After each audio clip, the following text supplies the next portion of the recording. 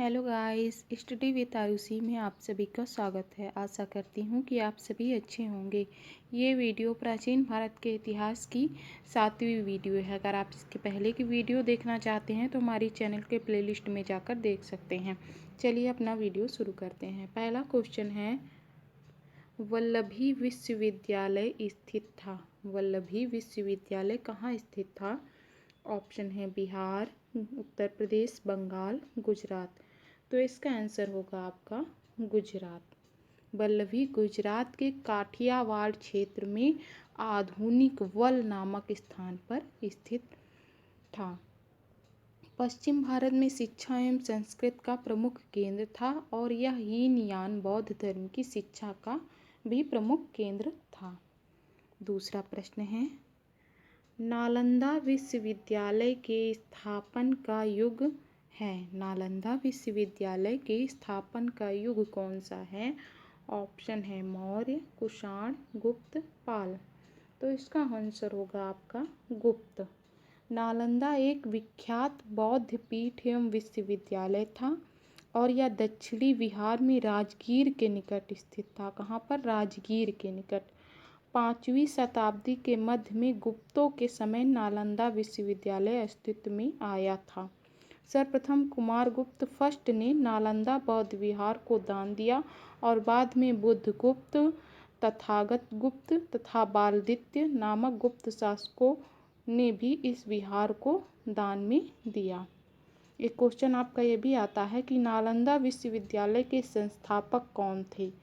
नालंदा विश्वविद्यालय के संस्थापक कौन थे? तो इसका आंसर होगा आपका कुमारगुप्त। तीसरा प्रश्न है, बौद्ध तथा जैन दोनों ही धर्म में विश्वास करते हैं। बौद्ध तथा जैन दोनों ही धर्म विश्वास करते हैं। ऑप्शन है कर्म तथा पुनर्जन्म के सिद्धांत, मृत्यु के पश्चात मोक्ष ही संभव है, स्त्री तथा पुरुष दोनों ही मोक्ष प्राप्त कर सकते हैं, चौथा है जीवन में मध्यम मार्ग सर्वश्रेष्ठ है। तो इसका आंसर होगा आपका कर्म तथा पुनर्जन्म के सिद्धांत सही हैं। कर्म तथा पुनर्जन्म के सिद्धांत सही हैं। बुद्ध तथा महावीर दोनों ही 6ठी शताब्दी ईसा पूर्व की धार्मिक क्रांति के अग्रदूत थे। इन दोनों ने वैदिक कर्मकांडों तथा वेदों की अपरुषीयता का समान रूप से विरोध किया। अहिंसा तथा सदाचार पर दोनों ने बल दिया था तथा दोनों ही कर्मवाद, पुनर्जन्म तथा मोक्ष में विश्वास रखते थे। चौथा प्रश्न है, सुल्तानी युग में बौद्धों की कौन सी शाखा सबसे प्रभावशाली थी? सुल्तानी युग में बौद्धों की कौन सी शाखा सबसे प्रभावशाली थी? ऑप्शन है थेरवाद, हीनयान, वज्रयान, तंत्रयान। तो इसका आंसर होगा आपका वज्रयान। मध्यकाल में बौद्धों की वज्रयान शाखा सबसे अधिक प्रभावशाली थी। वज्रयान का सबसे अधिक विकास 8वीं शताब्दी में हुआ था तथा इसके सिद्धांत मंजूश्री, मूलकल्प तथा गुप्त समाज नामक ग्रंथों में मिलते हैं। अगला प्रश्न है, जैन धर्म के संस्थापक हैं। जैन धर्म के संस्थापक कौन हैं? पहला है आर्य सुधर्मा, महावीर स्वामी, पार्श्वनाथ, ऋषभदेव। तो इसका आंसर होगा आपका ऋषभदेव। जैन धर्म के मूल संस्थापक या प्रवर्तक प्रथम तीर्थंकर ऋषभदेव या आदिनाथ माने जाते हैं। महावीर स्वामी जैन धर्म के 24वें तीर्थंकर थे जिन्होंने 6ठी शताब्दी ईसा पूर्व के जैन आंदोलन का प्रवर्तन किया था। अगला प्रश्न है, जैन तीर्थंकर पार्श्वनाथ निम्नलिखित स्थानों में से मुख्यतः किससे संबंधित थे? ऑप्शन है वाराणसी, कौशाम्बी, गिरिब्रज और चंपा। इसका आंसर होगा आपका वाराणसी। पार्श्वनाथ 23वें जैन तीर्थंकर हैं। इनका जन्म वाराणसी के राजा अश्वसेन के यहाँ हुआ था। इनकी माता का नाम वामा देवी था और इनका चिन्ह सर्प है। 7वां प्रश्न है, महावीर स्वामी का जन्म कहाँ हुआ था? महावीर स्वामी का जन्म कहाँ हुआ था? ऑप्शन है पाटलिपुत्र, कुंडग्राम, मगध में, वैशाली में। तो इसका आंसर होगा आपका कुंडग्राम। महावीर स्वामी का जन्म कुंडग्राम या कुंडलपुर में वैशाली के निकट लगभग 599 ईसा पूर्व में हुआ था।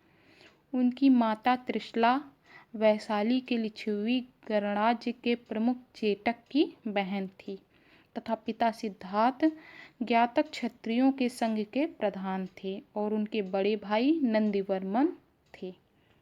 अगला प्रश्न है, महावीर जैन की मृत्यु निम्नलिखित में से किस नगर में हुई थी? महावीर जैन की मृत्यु निम्नलिखित में से किस नगर में हुई थी? ऑप्शन है राजगीर, सांची, पावापुरी, समस्तीपुर। तो इसका आंसर होगा आपका पावापुरी। 527 ईसा पूर्व के लगभग 72 वर्ष की आयु में राजगृह या राजगीर के समीप स्थित पावापुरी नामक स्थान पर महावीर स्वामी ने अपना शरीर त्याग दिया था। 9वां प्रश्न है, जैन धर्म में पूर्ण ज्ञान के लिए क्या शब्द है? जैन धर्म में पूर्ण ज्ञान के लिए किस शब्द का प्रयोग किया गया है? ऑप्शन है जिन, रत्न, कैवल्य, निर्वाण। तो इसका आंसर होगा आपका कैवल्य। जैन धर्म में पूर्ण ज्ञान के लिए कैवल्य शब्द का प्रयोग किया गया है। महावीर स्वामी को 12 वर्षों की कठोर तपस्या तथा साधना के पश्चात जिम्रिक ग्राम के समीप ऋजुपालिका नदी के तट पर एक साल वृक्ष के नीचे कैवल्य प्राप्त हुआ था। फलतः ये केवलिन कहलाए थे।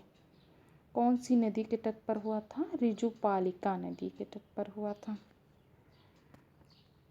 10वां प्रश्न आपका यही है, महावीर स्वामी को किस नदी के तट पर ज्ञान की प्राप्ति हुई थी? स्वर्णसिक्ता, पलाशनी, गंगा, ऋजुपालिका। तो इसका आंसर आपको हम पहले ही बता चुके हैं कि ऋजुपालिका नदी के तट पर ज्ञान प्राप्त हुआ था। और गौतम बुद्ध को कौन सी नदी के तट पर प्राप्त हुआ था? तो वो निरंजना नदी थी। और इनको शाल वृक्ष के नीचे ज्ञान प्राप्त हुआ था और गौतम बुद्ध को पीपल वृक्ष के नीचे ज्ञान प्राप्त हुआ था।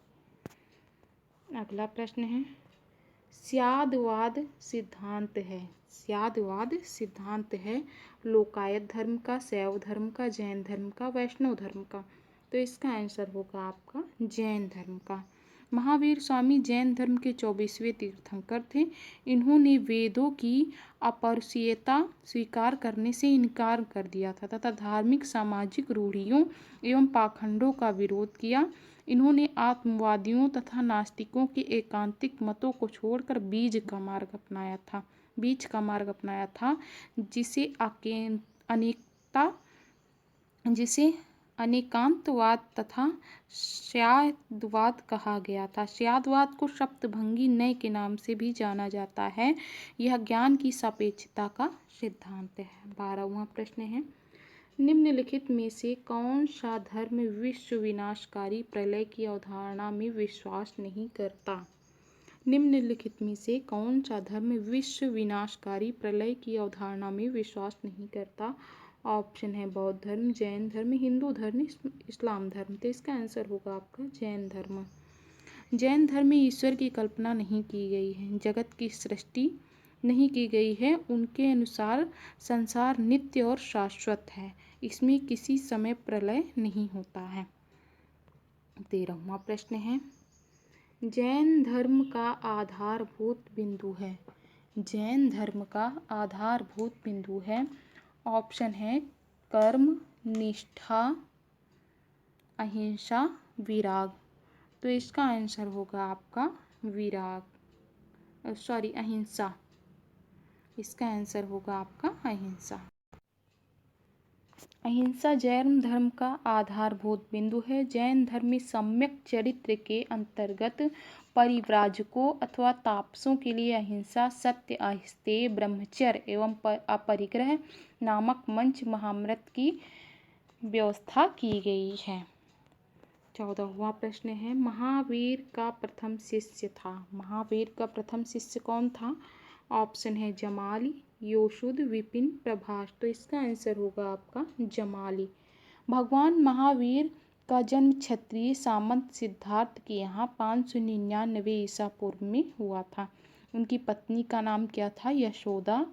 और उनसे प्रियदर्शना नामक एक पुत्री उत्पन्न हुई थी। उस पुत्री का विवाह जमाली नामक क्षत्रिय से हुआ था, जो बाद में महावीर स्वामी का अनुयायी बन गया और यह उनका प्रथम शिष्य था। 15वां प्रश्न है, समाधिकरण किस दर्शन से संबंधित है? समाधिकरण किस दर्शन से संबंधित है? ऑप्शन है बौद्ध दर्शन, जैन दर्शन, योग दर्शन, लोकायत दर्शन। इसका आंसर आप सभी को हमारे कमेंट बॉक्स में देना है। इसके पहले वाली वीडियो में आपसे प्रश्न पूछा गया था, प्रथम शताब्दी ईस्वी में किस भारतीय बौद्ध भिक्षु को चीन भेजा गया था? ऑप्शन थे आपके असंग, अश्वघोष, वसुमित्र, नागार्जुन। तो इसका आंसर होगा आपका नागार्जुन। आज के लिए इतना ही। अगर आप सभी को मेरा ये वीडियो पसंद आया हो तो प्लीज़ मेरे चैनल को सब्सक्राइब करें, मेरी वीडियो को लाइक करें और ज़्यादा से ज़्यादा मात्रा में मेरी वीडियो को शेयर करें। मिलती हूँ अपने अगले वीडियो में, तब तक के लिए धन्यवाद।